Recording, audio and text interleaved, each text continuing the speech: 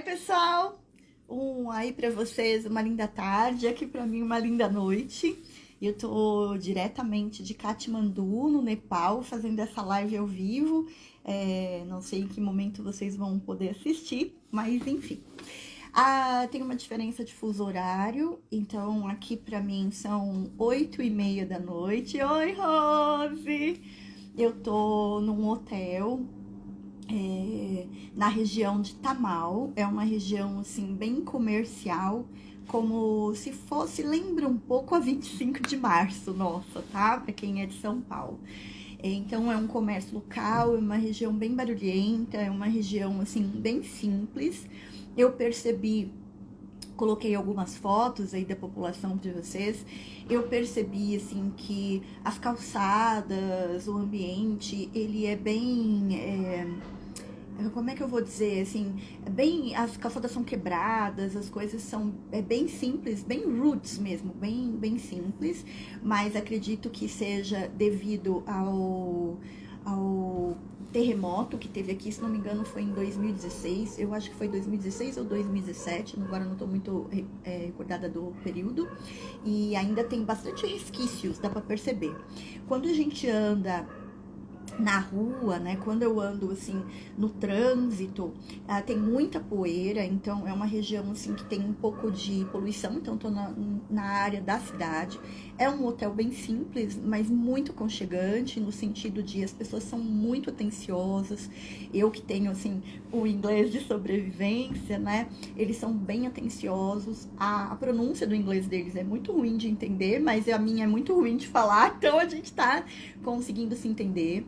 Eu, quando cheguei no aeroporto de Dubai, conheci alguns brasileiros que estavam vindo para o Nepal, mas iam para uma outra região. 3 deles eram jornalistas, iam fazer umas reportagens. A gente conversou um pouquinho lá, foi bem legal, a gente trocou. Depois que nós entramos na conexão, nós nos perdemos. Os aviões são muito grandes, eu desci antes. Quando você chega aqui em Nepal, quem tem vontade de vir, é muito importante que você tenha alguns documentos em mãos. Então, é importante que você traga uma foto 3x4, caso você deseje sair do aeroporto já com um chip de celular. Como era a minha intenção, né? Eu trouxe. Porque na hora que você vai comprar o seu chip de celular, eles ainda pedem uma foto 3x4 para colar na ficha, tá? Então, isso a gente quase não usa mais isso, né, no Brasil, mas aqui eles pedem. Então, é importante que você tenha isso. Valores. Os valores, eu vou falar valor em dólar, que fica mais fácil, que ainda não me habituei com as conversões, eu acabei de chegar, tá? O valor para chip de celular no aeroporto é mais caro, mas eu achei que era mais seguro, eu já saí com comunicação dali. Visto que eu ia pegar um táxi, né, e queria acompanhar no Google Maps por onde o táxi estava indo, mulher, sozinha, né, então eu quis fazer dessa forma. Então é assim, o valor do chip de celular no aeroporto, você tem 2 valores, $6,50 por 12 GB de internet, olha o barulho aqui, ou $9,50 por 25 gigas de internet, que seria o equivalente a 28 dias mais ou menos. Eu optei por essa opção, tá? Olá, muito bom ver todas vocês aqui comigo, muito gostoso. Então vamos a algumas dicas básicas. Primeiro, você precisa ter uma foto 3x4 se desejar sair com um chip de internet do aeroporto. Fora do aeroporto, eu não sei como é que é para adquirir esse chip, porque eu optei pelo aeroporto. Segundo, é importante que você tenha, pelo menos nesse período, 2 doses de vacina do Covid, com a carteirinha do Covid. Não precisa ser a carteirinha internacional, a minha não era, deu para passar tranquilamente, porque a palavra Covid é conhecida mundialmente. Aliás, eu precisei apresentar a carteirinha da vacinação do Covid, tanto no aeroporto de Dubai, como aqui no aeroporto de Katmandu, né, no Nepal, como também no aeroporto brasileiro. Então, essa carteira, ela foi importante em vários momentos, todo mundo pediu. Lembrando que a gente está em janeiro de 2023, então isso pode ser que mude, né? Se você não tiver tomado a vacina do Covid, você precisa fazer o teste de PCR, trazer o teste de PCR. Então, não é um teste muito agradável. O uso de máscaras nos aeroportos, eles indicam para que se use, mas tá bem livre. Tem pessoas que usam, tem pessoas que não usam, dentro do avião também, então tá uma coisa assim, bem tranquila. O aeroporto de Katmandu, aqui no Nepal, é um aeroporto bem pequenininho, então é um aeroporto bem fácil de transitar. Quando você desce do avião, você já entra na primeira parte, ainda não é imigração, mas você já entra apresentando os documentos, que é a carteirinha, o passaporte e a sua passagem de volta, e eles perguntam o nome do hotel que você vai ficar. Então é também bacana você ter isso em mão, seja digital ou impresso. Eu optei por ter impresso, porque às vezes vai que a internet cai e eu fico sem internet, então eu optei por vir impresso, como eu tinha falado numa outra live para vocês.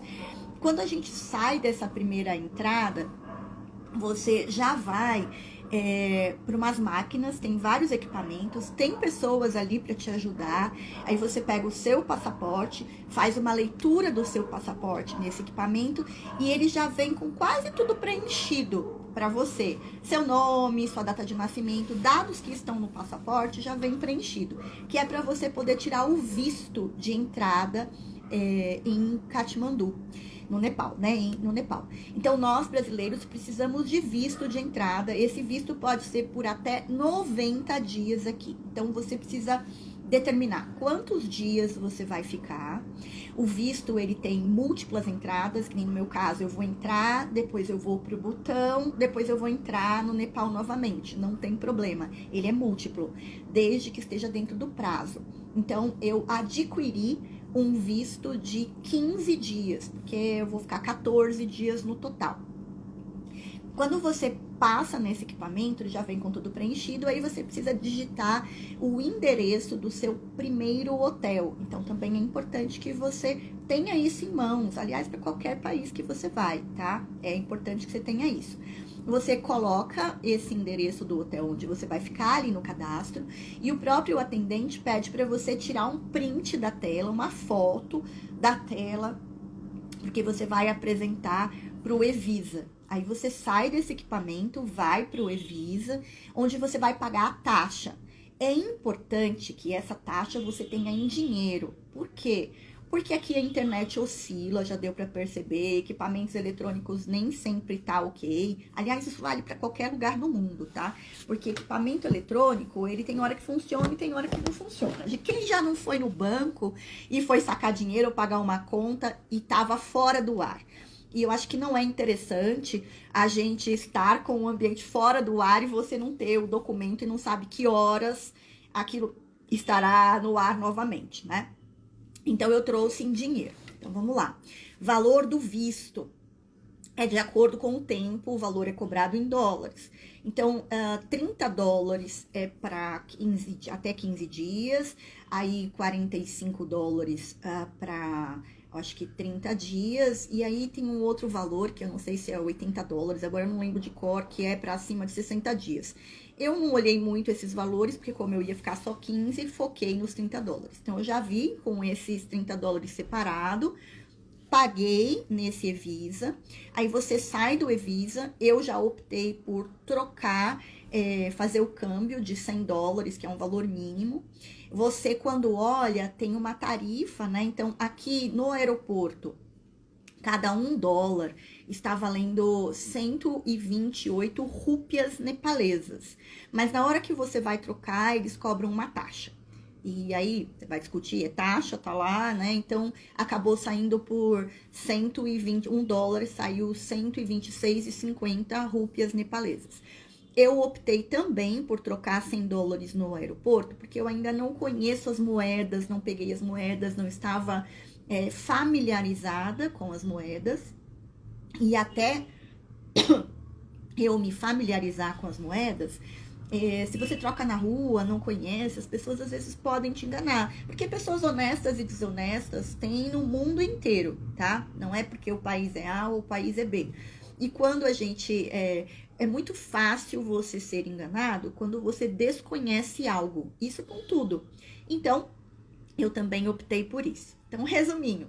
Entrei, apresentei a carteira de vacinação do Covid, minha passagem de volta, o nome do hotel e o meu passaporte. Passei pela primeira entrada, fui até o equipamento, fiz a leitura do passaporte, preenchi com alguns dados que não estavam preenchidos, como o endereço do hotel e o tempo que eu vinha ficar aqui, e o objetivo da minha passagem, de onde eu vinha. Então, eu vim de Dubai, né?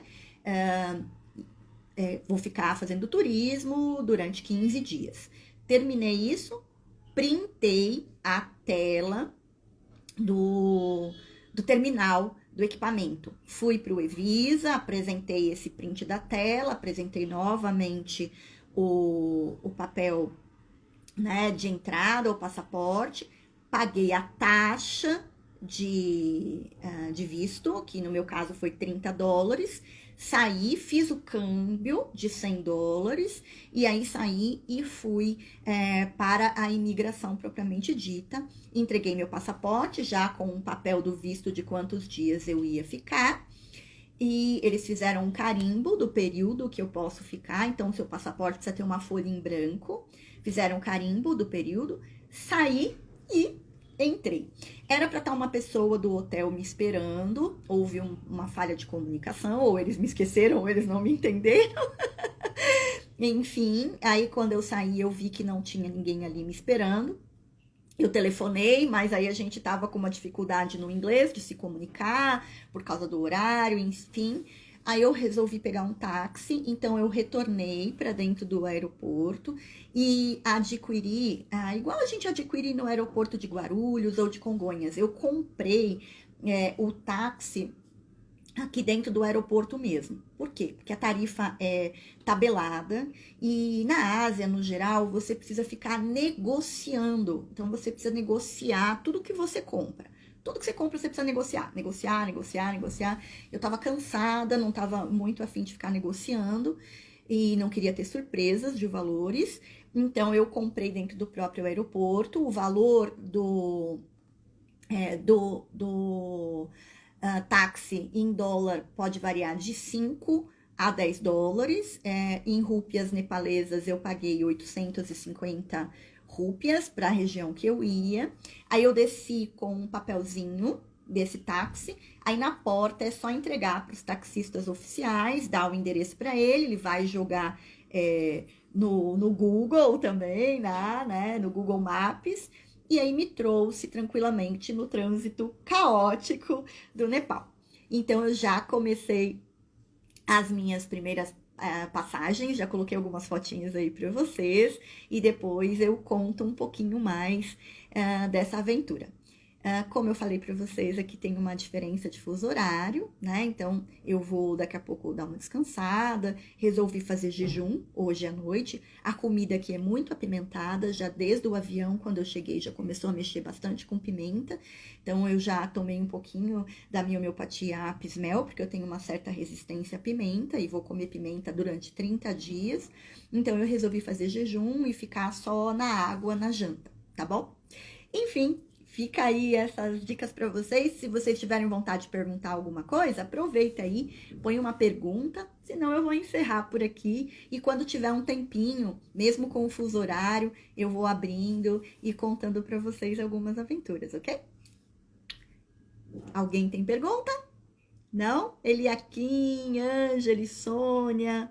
Ai, quanta gente legal. Maria Alice, Cibele. Cristo Chico, Mari, Juma, Paula, Rose, Rodrigo, legal. E gratidão aí por estarem acompanhando. Eu vou contando para vocês as informações, vou contando as aventuras, cada dia um pouquinho, tá bom? Até mais. Um beijo, então.